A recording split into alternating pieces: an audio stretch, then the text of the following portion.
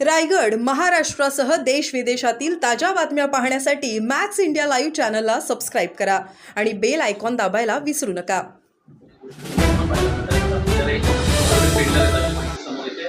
आपल्या पक्षाशी संबंधित काही लोक त्यामध्ये असे देखील एक सगळं माहिती संबंधित पाहिलं नाही, जे कोणी असेल अशा धार्मिक ठिकाणी असं कृत्य करत असेल त्याच्यावर कारवाई व्हावी. त्याच्यात मला असं वाटतं राजकीय विचार, सामाजिक विचार महत्त्वाचे नाही, तर कृत्य महत्त्वाचं आहे. त्यामुळं अशा पद्धतीनं चुकीचं कृत्य जो कोणी करत असेल त्याच्यावर कडक कारवाई सरकारने करावी. त्याच्याविषयी काही कोणाची हरकत असायचं कारण नाही. परंतु सर खरंच की पक्षाशी संबंधित लोक आहेत का? माहीत नाही, मला माहिती नाही.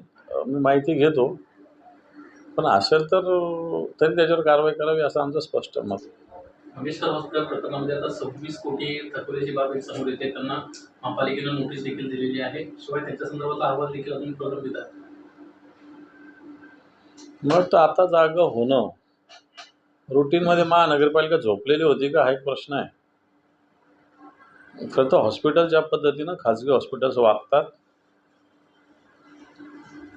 हे या प्रकरणामुळे समोर आलं एवढंच. बाकी या बाबी दररोज सर्रास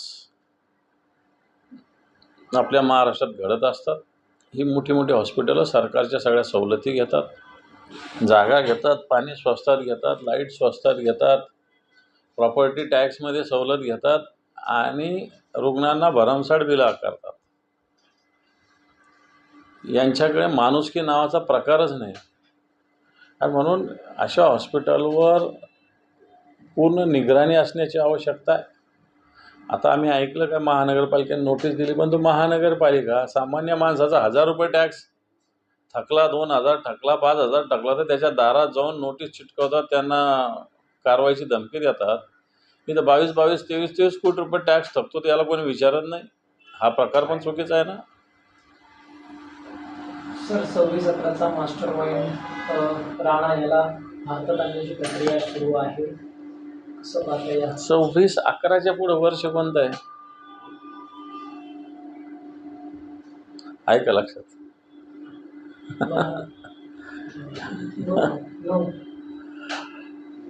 आता 2025 आहे. किती वर्ष झाले याला? आपण 26-11 तर लक्षात घेतो, पण 26-11 9 झालं, 10 का 11 आहे का 12 हे आपल्या लक्षात नाही. आज एवढे वर्ष होऊनही हा आरोपी आता आणण्याचा प्रोसेस आहे, कंप्लीट होते. मला तर खूप उशीर झालेला आहे. यातला कसाब बिसाब यांना तर फाशीवर लटकावलेला आहे. परंतु आपले जे अधिकारी याच्यात गेले, कॉन्स्टेबल ओंबळेसारखे वेगवेगळे लोक जे याच्यात शहीद झालेले, मला वाटतं हे वापस येणार नाही आहे. हे वापस येणार नाही आहे. सरकारने या कारवाईला फार उशीर केला असं आमचं मत आहे. दरामध्ये आता कुठेतरी कमतरता, रेपो रेट जे आहे ते कमी होताना आपल्याला पाहिलं. रेपो रेटच्या दरामध्ये आता कुठेतरी कशाच्या रेपो रेट नाही, कर्जाचे हप्ते कमी होतील होता. कर्जाचा व्याजदर जो आहे तो कमी होईल होम लोनचा. मला त्याच्यात आर्थिक अभ्यास नाही, म्हणजे तुम्हाला क्लिअर सांगितलं तर रेपो रेट विषयी माझा स्टडी नाही. मला त्याच्यावर जास्त नाही बोलता येणार. सर मनसे अध्यक्ष राज ठाकरे यांनी त्याच्या सभेमध्ये पण नद्यांसंदर्भात बरीच गोष्टी बोलले होते. त्यानंतर आज नाशिकच्या गोदावरीमध्ये मनसेने आंदोलन केलं नदीपात्रात. दुसरीकडे मराठीच्या मुद्द्यावरून मनसे नेहमी भाष्य करताना दिसते. आता त्यांच्याच नेत्यांना धमकीचे कॉल येतात, शिवेगाळी केली जाते उत्तर भारतीय व्यक्तींकडून. कसं पाहतात या सगळ्या गोष्टींकडे?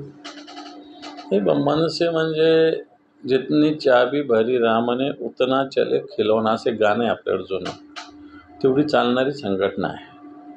चाबी जेवढी भरलेली तेवढीच चालेल. कोणाच्या तरी इशाऱ्यावर चालणारं हे संघटन आहे. आणि म्हणून हे फार मनाने या सगळ्या गोष्टी होतात. शोबाजीने एखाद्या बँकेत जाऊन एखाद्याच्या कानाखाली मारले तर लगेच मराठीचा प्रसार होईल अशातला काही भाग नाही. गंगेत जाऊन तुम्ही राहिले म्हणजे गंगा स्वच्छ होईल अशातला काही भाग आहे. हे सगळे विषय आहे. अतिशय प्रॅक्टिकली याची सुरुवात आवश्यक असते. त्याला मला असं वाटतं एखादा बँक कर्मचारी किंवा गंगेत जाऊन उभं राहणं, समजा गोदावरीत जाऊन उभं राहणं, यांनी हे सुधार होणार नाही. याच्यासाठी बेसिक सुरुवात सगळ्यांना करावं लागेल. पण करणारं कोण असतं? त्याच्यात सरकार महत्त्वाचं असतं. आता हे सरकार कोणाचं आहे हे आपल्याला माहिती आहे. या सरकारविषयी मनसेची भूमिका काय हे आपल्याला माहिती आहे.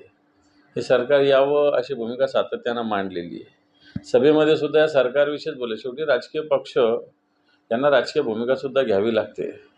परंतु ही राजकीय भूमिका घेत असताना आज वेगळी, उद्या वेगळी, परवा वेगळी, तेरवा वेगळी अशी मनसेची सातत्यानं भूमिका आहे. त्यामुळे हे आंदोलन शोबाजीचे आंदोलन मनसे करत असते. 2-4 दिवस त्याचं मीडियामध्ये येतं, पेपरला येतं, टी व्हीवर येतं. त्याच्यावरती या आंदोलनाचं कोणतंही महत्त्व नाही असं मला तरी वाटतं. सगळीकडे गॅस सिलेंडरचे दर 50 रुपयांनी वाढले आणि त्यानंतर आजपासून मी परवाच याच्याविषयी बोललो की अंधभक्तांनो, आता तुम्ही औरंगजेबाची कबर, अन्य काय काय विषय काढत बसा. दंगली, धोपे हे सगळे विषय काढायचे आणि या मूळ विषयाकडे बगल द्यायची.